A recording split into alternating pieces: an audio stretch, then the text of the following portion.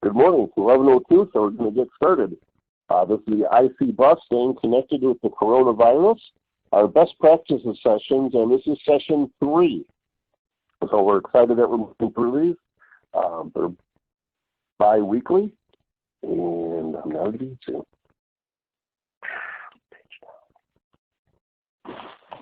Okay, there we go. For those of you that have been able to join the last two, you all understand the premise. We're looking to communicate some of the best practices that we've learned throughout time. We're looking to bring new things to the market that you may not have heard of, and of course hear from some of our key suppliers. This session was started with Alan Stegish, our IC Bus Service Director, and myself, Randy Ray, our Sales Education. And this is our third session that we're having, and we're going to have Cummins updates and maintenance practices. So joining us today is going to be Holland Bolden, our IC Bus Account Manager, and Rigo Rodriguez, the OEM Service Manager from Cummins for IC Bus. And they're going to be taking us through some of the things that's been updated lately, their best practices on maintenance. You'll see some similarities. This is a bi-weekly. As you can see from the schedule there, our next one will be the week after the 4th of July, July 9th. That's a Thursday. They're always on Thursdays. We're always 11 o'clock Central Time. So we try to have some consistency and move and keep these up to date. We're going to be adding one more item. It's going to be a podcast. It's going to summarize some of this information, and it'll be available in the off weeks. Not quite as regular because we'll have to, give it a couple of weeks in between to catch up to materials. So this will be the most extensive and deep that we'll be going into these items, and then we'll be doing some updates. So, Holland, would you like to tell us a little bit about Cummins and where we are today? Hello. Thank you first to our partners at IC Bus for allowing Cummins to join the Stay Connected series and to share about Cummins products and services. As Randy said, my name is Holland Bolden. I serve as the IC Bus account manager at Cummins. Last year, Cummins celebrated our 100th anniversary, and since 1919, Cummins has turned challenges into opportunities, always looking for new solutions to power a more prosperous world. A company founded on unwavering values and willing to solve problems for our customers, communities, and environment to make the world a better place. When it comes to Cummins and school buses, we wrote the textbook on reliability. Starting with the introduction of the B5.9 in 1988 to today's 6th edition B6.7, schools, teachers, and current students have all grown up with the B series engine. This engine was first introduced in 1983, and since its inception, it has been built at the Rocky Mount Engine Plant in North Carolina. One of my professors from college always told me that he wouldn't buy a textbook that isn't at least 3 editions old. And that's because they haven't proven themselves yet. The B6.7 clearly passes this requirement and has been proving itself for almost 40 years, and with 6 major additions. In 1998, a 24-valve system and electronic fuel system was introduced. In 2002, Cummins was the first to meet the emissions challenges by utilizing EGR. The ISB grew from 5.9 liters to 6.7 liters. DPF was also introduced, and a ribbed engine block was incorporated from improved robustness, noise reduction, and performance.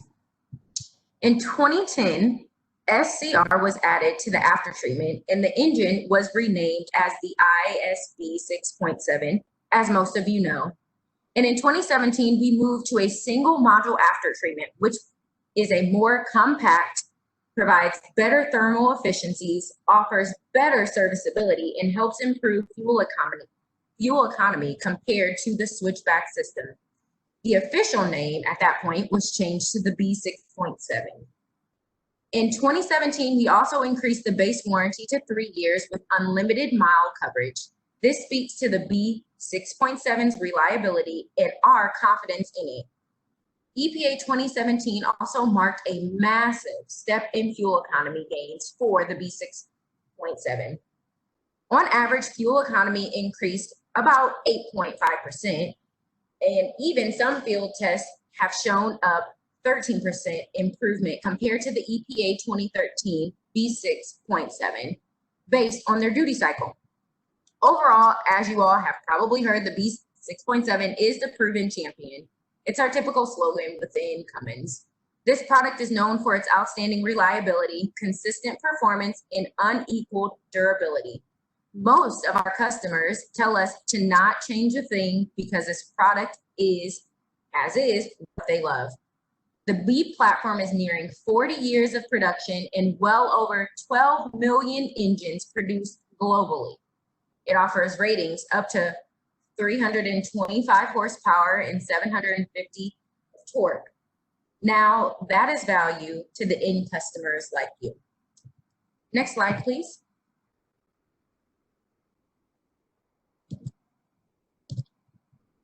A support staff that's always on. So at Cummins, our mission is to provide a whole new level of customer service that delivers faster attention with rapid results. From the moment you engage with Cummins Care, you will have access to Cummins expert with specialized skill set, experience, and an in-depth knowledge to take care of our school bus needs. So that encompasses customer service, technical support, and connected services. No matter where your school buses travel, there is an authorized Cummins service provider nearby at one of our 3,500 locations. In the unlikely event of a fault code alert, buses equipped with our telematics can use our connected diagnostic option to send engaged data to Cummins and to get an all clear signal for continued operation or the need for immediate service. The Cummins customer care line is open 24/7, 365 at 1-800-CUMMINS, which is shown on the screen. That's what it takes to power a world always on. So the main thing I want you to pull from this slide is Cummins has the largest service network in the industry, and that's to support you, our customer. Additionally, these repair locations are backed with a team of Cummins technical experts to assist with diagnostic and repairs, unrivaled service and support. Now I'm going to pass it over to Rigo Rodriguez, who is our OEM service engineer, to talk about our product. Hey guys, it's Rigo here, OEM service engineer for Cummins. And today we're going to go ahead and talk about some best practices, a few things on maintenance, and other key things that you guys might take out of this and be very helpful and useful for you guys. So I'm going to start off with kind of the slide to say the key to Aftertreatment Diagnostics. So the key to Aftertreatment Diagnostics, there's a lot of things that play a role when diagnosing the aftertreatment. Things of the operating condition of the vehicle, so how many miles it has, how long has it been on the road, how's the environment, where the unit's running, other things like fluids, they have the right amount of oil or coolant, and etc. DEF, like engine components, so their repair history is also very crucial. Has the unit gone through certain repairs that involve EGR cooler, EGR valve, turbochargers, things that ultimately affect the performance of the aftertreatment, and then the maintenance, right? So has the maintenance schedule been up to date, or is it lacking something which might be causing some sort of a problem with the aftertreatment? So there's a few things that you guys might have, to keep in mind when diagnosing. So just key takeaways will be just be aware of the unit's history, the operating conditions at the moment, or the ambient environment, operating conditions, and just and the little things on the maintenance side to kind of ensure and give you guys confidence to identify the true root cause, right? So next slide, please. So I'm gonna go ahead and talk about the Aftertreatment and air handling system. So next slide, please. So here we have the air handling system, guys. So kind of want to put a visual there that kind of shows the airflow going into the air intake through the charger cooler and back into the engine intake, right? Some main things that I want to kind of speak about on the slide was that the air filter right now is very crucial to the engine's performance, right? So the air filter is something that you guys can always inspect and ensure that it's either replace what it needs to be or inspect. You don't want any debris going into the system because that might cause poor engine performance and repairs that might cause downtime and customer dissatisfaction. So just kind of inspecting the air filter and making sure it's up to date, or if it needs to replace it, we'll go ahead and replace it at that moment. Something very crucial to the engine's performance. And other things I wanted to mention were leaks. There's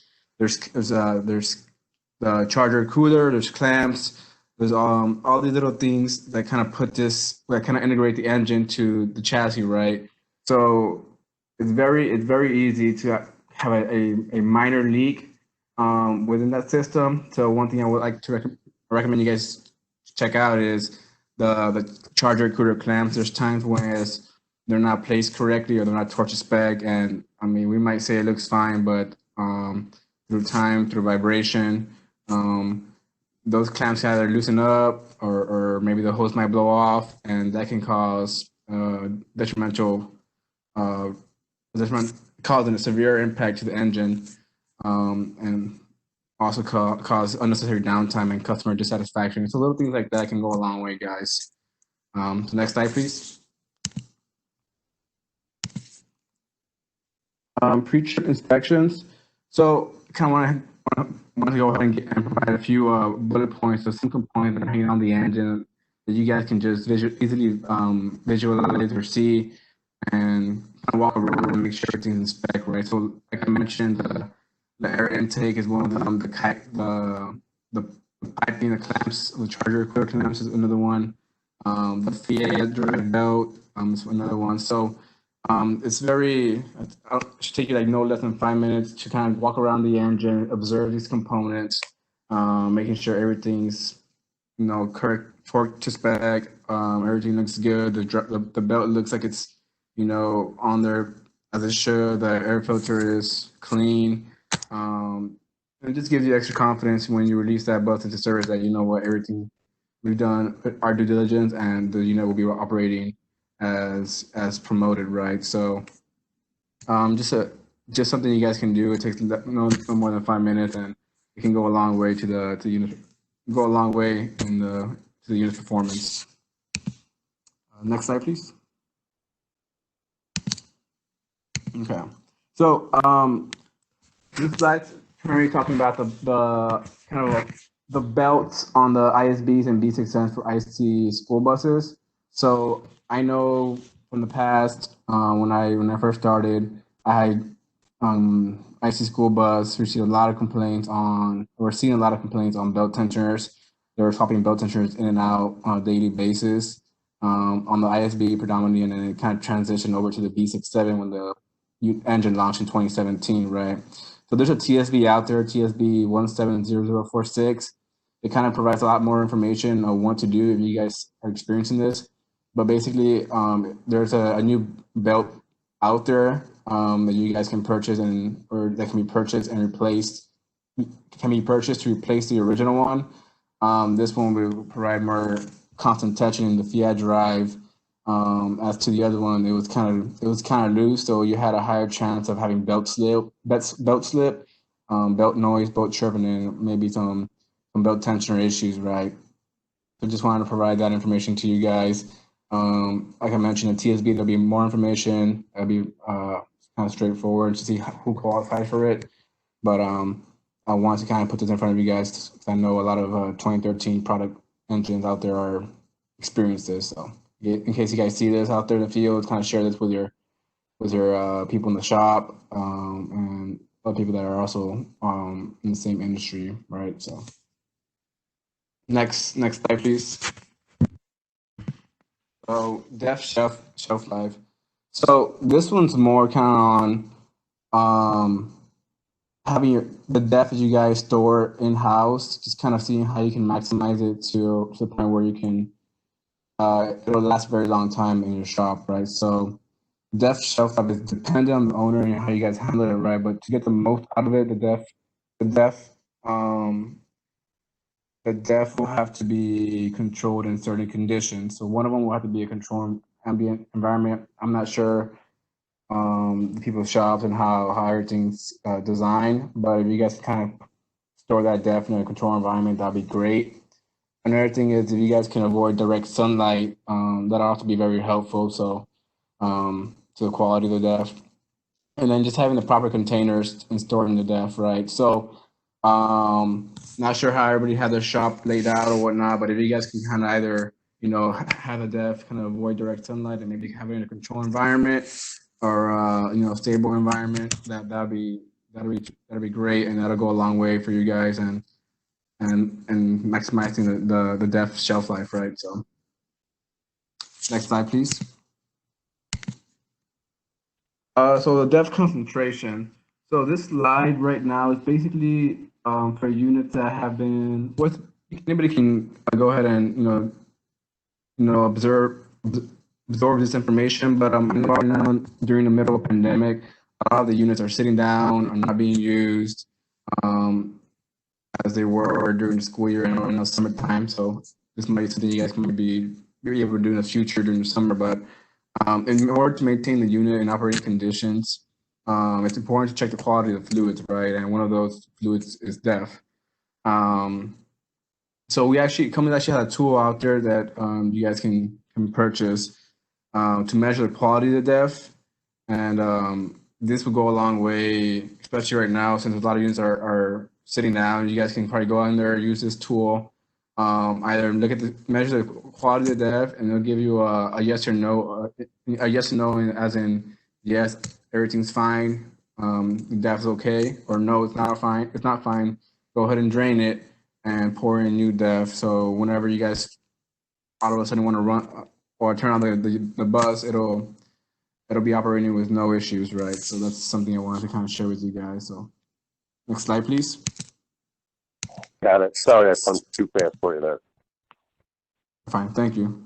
So the ReCon DPF program. So I'm not sure how many people have heard about this program or used it or I guess know anything about it, right? But this is another way we are committed. Cummins is committed to helping customers through better uptime. So the ReCon DPF exchange program allows that. So instead of waiting for DPF cleaning, customers can exchange their current DPFs for a fully reconditioned one to get back, so the units can get back on the road faster, right? So every Cummins ReCon DPF uses a proprietary multi-step reconditioning and test process that ensures ensures new performance, providing customers the assurance that they only get a great part, right? With this, you have benefits of a 1-year unlimited mile warranty that covers both parts and labor.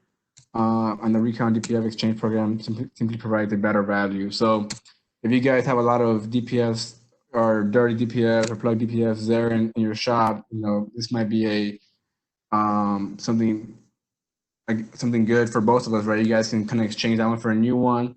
Go ahead and use that new one and put it into the truck right away, right?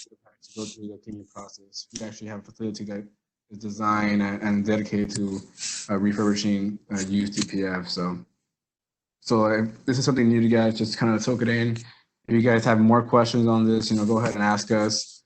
But I think it's very, very helpful, and especially through uptime, right? Trying to get the units out there in service as soon as possible. But at the same time, we want to have confidence when they're going out to the service that everything's okay. So, like I mentioned, any questions on this, go ahead and just let me know. I'll try to answer and provide you the answers. If not, we'll make sure to get those answers for you guys. So, next slide, please. So here we just have a kind of a list of components either Cummins owned or master owned in the SCR system, right? I know a lot of people always ask who owns what when either repairing or diagnosing the SCR and the after treatment system, right? There's a lot of components and there's a combination of Cummins owned and a combination of master owned. So I think I just wanted to highlight this slide and put it out there and be like, hey, you know what? These are the ones that Cummins own. Here's the ones that master owned. It'll be great if you guys can maybe print this slide out, laminate it, hang it on the wall or whatnot. I think it'll be very, very simple. It'll be clear. And when fighting a claim or whatnot, you guys would know who to fight it to. So, and it'll prevent a lot of confusion at the end of the day. So, just wanted to throw that slide out there and kind of help you guys out with just making things much more clear and simple. So next slide, please.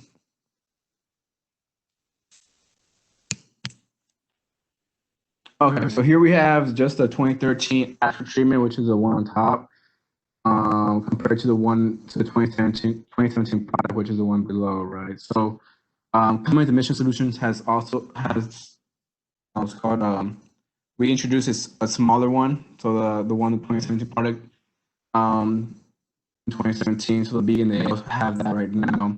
So it's an ultra high efficiency system designed to be up to 60% smaller and 40% lighter compared to the 2013 solution. The smaller size enables better heat management and retention for improved fuel economy capability, with a simple single pass exhaust flow design delivers low back pressure, meeting the needs of our end users, customers. The smaller size and enhanced functionality allows easier installation on many different applications and is simpler to maintain. So building off over 10 years of after treatment experience, in 2017-09, we used the new single module after treatment, like I stated before, from Cummins. So by consolidating the 2010 and the 2013 after treatment system into a single flow through unit, the L9 after treatment system will see up to 70% reduction in space volume and up to 30% reduction in weight. So, reduction in weight and just reduction in weight and the size of this is, it's just day and night different, right? So, just want to kind of show you guys the differences between what we had in 2013 and what we have in 2017. Because I know right now you guys are still working on, or the 2013 product is still out there on a lot of school buses, but the 2017 is kind of what's kind of taking over through time. So, next slide, please. Fuel system. So go ahead and talk about the after treatment and air handling system. I'm going to switch over to the fuel system. Go ahead and talk about that for a little bit. So next slide, please. Awesome. So here we just have the fuel system. So kind of the same view of the air handling system that I've shown before, but this one's kind of just showing you the layout of the fuel and the fuel flow. One thing I want to mention here, there's a lot of components within the fuel system. We have two fuel filters, the return lines, the high climb pressure rail, fuel pump, gear pump, a lot of things in this, right? So it's very simple. It's very easy to kind of get confused on where the issue might be coming from because it's all connected. But I hope this visualization right here can kind of provide maybe an easier understanding of how things work and flow. So when diagnosing, it would be might be helpful, right? So also I wanted to mention one thing on the fuel system, right? So this is a B67. So when working on the high, whenever you guys are working on the high pressure common rail, beware that it holds high pressure, right? During operation, it holds around 22,000 psi. So this is the B67. The B67 bleeds on its own. But there is also a high pressure relief valve to release pressure whenever you guys need to work on the high pressure common rail. So go ahead and use that before diving into the fuel lines or whatnot, right? Especially when you have high pressure like that and you don't want the fuel to kind of penetrate your skin or whatnot. It can be very dangerous. So go ahead and utilize that high pressure relief valve whenever you guys need to touch the high pressure common rail to ensure just safety overall, and it's kind of a best practice, I would say. So next slide, please. Clean care. So like I mentioned right now, one thing will be have to use a fuel common pressure relief valve. Another thing will be wear some gloves and have plastic bags whenever you guys are either working with fuel system fittings, lines, and components, right? We don't want any dirt or debris to enter the fuel system in order to so we can prevent the passing of contaminations through the rail and into the ejectors. So if you guys can please use plastic bags or rubber gloves when handling the components and inserting them in the bags. That'll go a long way. Maybe some caps to cap off some of the gaps or the voids, so no debris can enter the system that way. So just a few things in there, just to kind of just to be very cautious on the fuel system and making sure no contaminants enter the system. It'll go a long way, and like I mentioned with the unit's performance, and it just gives us the extra confidence when reducing the unit back into the field. So next slide, please. Awesome. So here we have just a fuel filter pre-filling, right? So one thing I wanted to highlight here was, I'm sure you guys see that the bottom picture, bottom right-hand corner, kind of with a blue arrow. There's a cap there. One thing I want to mention was we've seen a lot of people kind of remove that cap and pour the fuel through there. That's something that we don't recommend or recommend anybody do. We recommend everybody leave the cap on there and pour the fuel through the inlet side, and then from there, the fuel flow up through the filter, and then the filter will do its job and catch all the debris, right? So until you pour the fuel through the inlet side, do not remove that cap. I know I've seen a lot of people go ahead and do that, and well, the filter's basically not doing its job, right? So the contaminants and debris are still entering the fuel system, and that's just not going to help work out with the engine's performance, right? So that's just one thing I want to highlight there. So next slide, please. Fuel storage. So this is kind of similar to the DEF shelf life storage, but now I'm talking about fuel, right? So since we're in the middle of a pandemic, a lot of school buses are sitting down a lot and kind of operating or not being run. So in order to maintain the unit's health in check, we need to analyze the fuel to ensure peak performance from the engine, right? So one thing we kind of recommend you guys do is maybe work with a fuel supplier, qualified persons that know about fuel, or labs in your area that can help you guys monitor the fuel. Samples can be taken from the top, middle, or bottom of the tank every 6 months, and then that will just check for cleanliness and contamination, basically the quality of the fuel, right? So right now, if you guys have time or whatnot, I think that'd be a good thing to do. Just make sure you guys can analyze the quality of the fuel. Maybe there can be a habit where you guys can do that every 6 months. So when school is over in the summertime, you can go ahead and perform that analysis, right, with the help of somebody. So this is something I wanted to throw out there, and something that can go a long way, right? So next slide, please. Awesome. So now that we went ahead and talked about fuel system, I'm going to go ahead and talk about the lube system. So Randy can go on to the next slide, please. Thank you.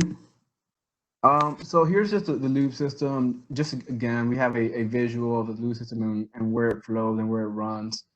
Not much there, but one thing I kind of want to mention or highlight in this slide and make sure you guys are aware of it. It's like so kind of like, what do you guys have to look after?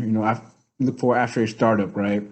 So after a startup, within 15 seconds, there should be around 10 psi of oil pressure, and around rated speed should have around 30 psi by 30 seconds. So if you guys aren't hitting that mark, there might be something going on within the lube system or the oil system, and you can always get that information through Insight, right? So if you guys have Insight and connect to it, that's something you guys can look into. That's if you guys hit a fault code or whatnot and it just started, you just turned it on. That might be something you want to look into to confirm that it had nothing to do with the oil system, right? But that's kind of the main thing I wanted you guys to take away from this slide. Next slide, please. Awesome. So here we have kind of a Cummins recognition of interval management, right? So I'm not sure how many of you guys have access to QuickServe Online, right? But in QuickServe Online, we have kind of a maintenance chart that shows how often you should perform either an lubricate or replace a DPF clean or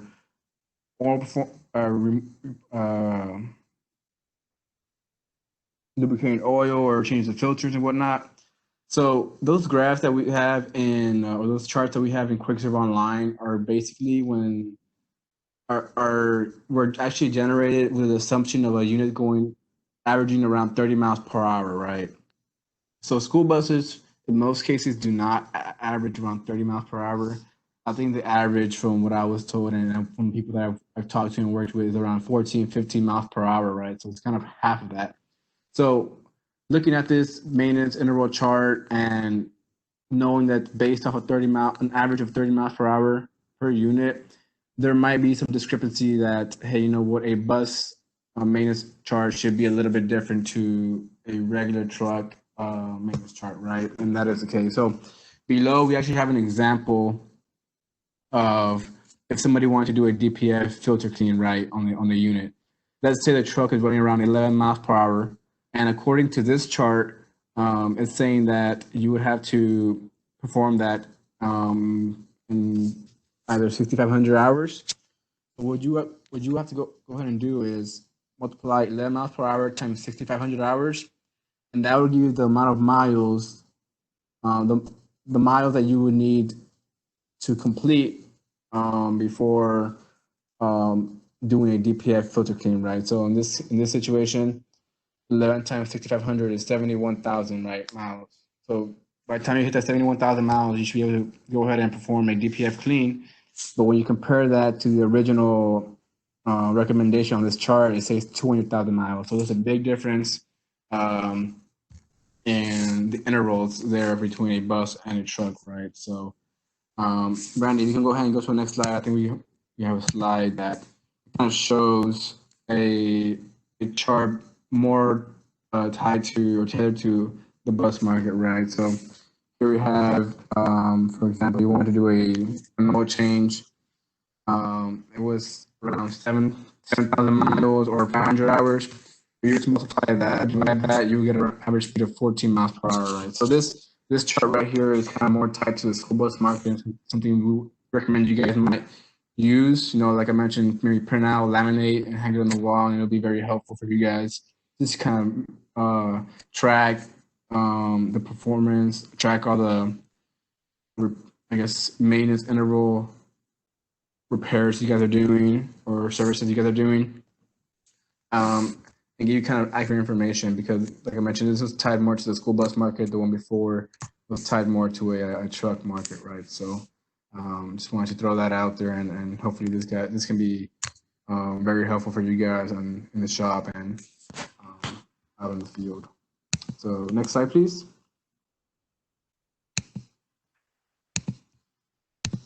So here we have a slide on in-use engines for long-term storage, right? So if you have, like I mentioned right now, we're in the middle of a pandemic, and I'm not saying these units will be in long-term storage, but we just don't know at the moment of how things will play out moving forward, right? So there's a lot of uncertainty moving forward. So I kind of want to put this slide together and kind of talk about what to do with a unit, just to make sure whenever you guys want to go ahead and turn it on or run it for a little bit, that it's going to run as designed, as promoted, as marketed, right? So one thing will be, you know, just change change the oil, replace the oil filters, replace the fuel filters, kind of check the contaminants and see make sure it's less than 5% biocomponents. And once you kind of do those basic things that, you know, every unit, every engine out there needs for on the maintenance side, go ahead and start the engine, kind of run it for a little bit, turn it on, and just run it for around 25 minutes and make sure it's kind of back to normal days, right? So, and it's very, very similar to one of our personal vehicles, right? We want to make sure that we operate. If not, through time, it'll just rust out. So, just one slide I wanted to kind of put together for you guys for all those buses that are sitting on the ground, and we don't know when we'll actually be able to start using them to go ahead and pick up students and take them to school. So, next slide, please. The fuel heater campaign. So I know there's been since when was it, 2019? I know there's been a lot of campaigns, a lot of information has been passed from Cummins to Navister to IC Bus to dealers, and it's kind of all over the nation right now. So Cummins actually just launched a product safety recall. So we just released a campaign 2302 on the on-engine fuel filter heater installed on the B67, right? So this campaign that we launched supersedes the previous two campaigns, 2127 and 2128, right? So in that campaign on QuickStart, you'll have more information on what that covers. So basically, you're gonna have to remove the fuse and remove the fuel heater and put the plug back in, right? I know right now Cummins is kind of working on how can we help out Navistar, right, moving forward. But meanwhile, I think what the customers are more focused on is, okay, this is great, it's working for now, but once winter hits, what are we gonna do? And I guess that's more tied to the units that operate in the northeast coast, or sub-freezing temperatures, right?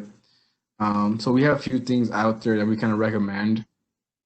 One of those can be for operating temperatures above 20 degrees Fahrenheit, just use Cummins. Recommends that you guys use diesel number 2.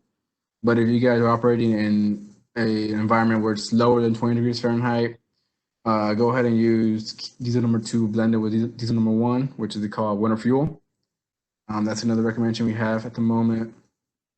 And then if you guys have any other questions, you guys can always reach out, or always reach out to 1-800-CUMMINS, and they'll be able to provide you the information needed to kind of get through this, right, during the winter time frame, and any guidance you guys might need. So I want to throw that out there. Slide, please.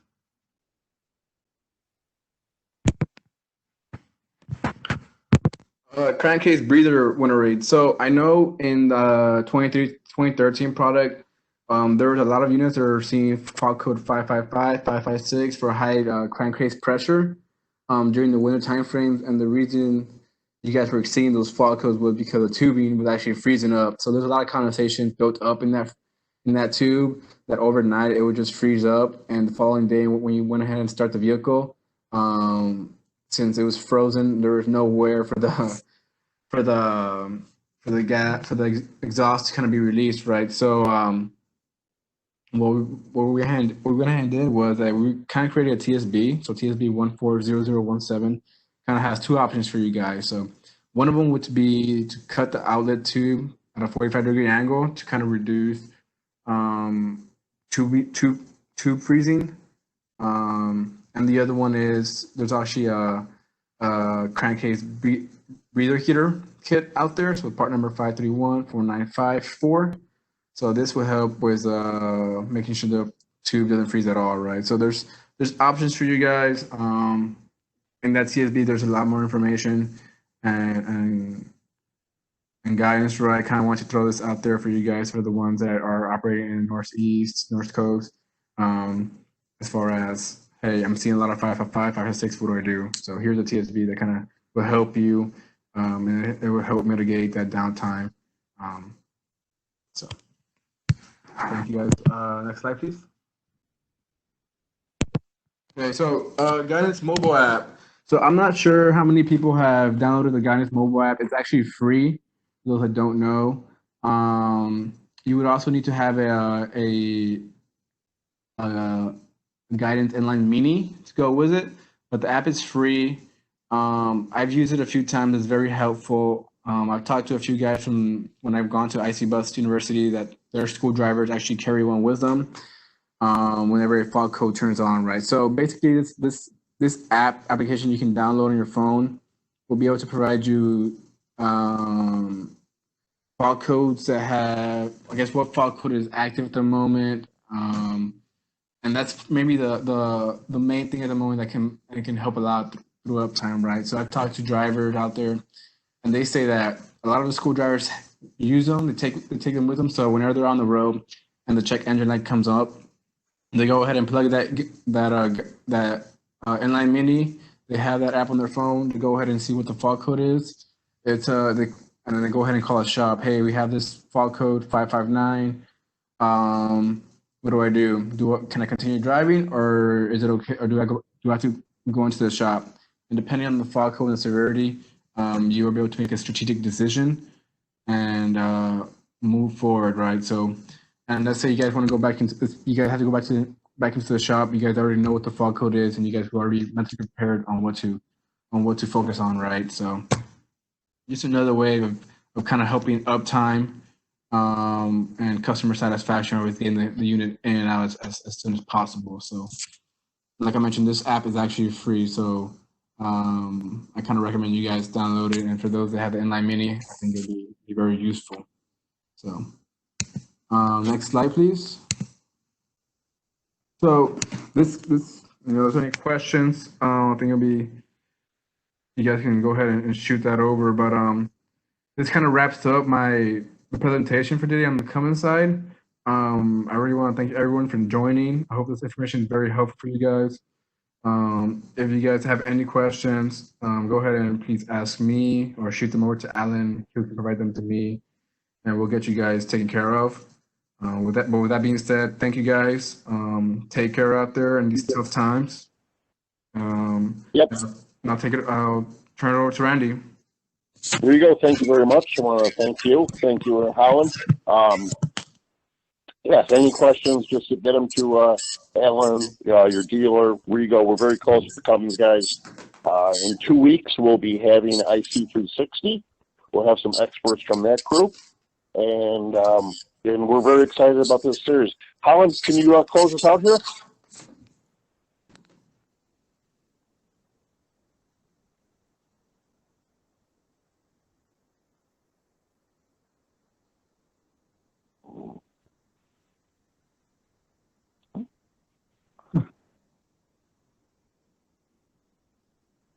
Okay, so I want to thank everyone for attending, and we'll hear you in 2 weeks. Thank you. Thank you. Thank you all.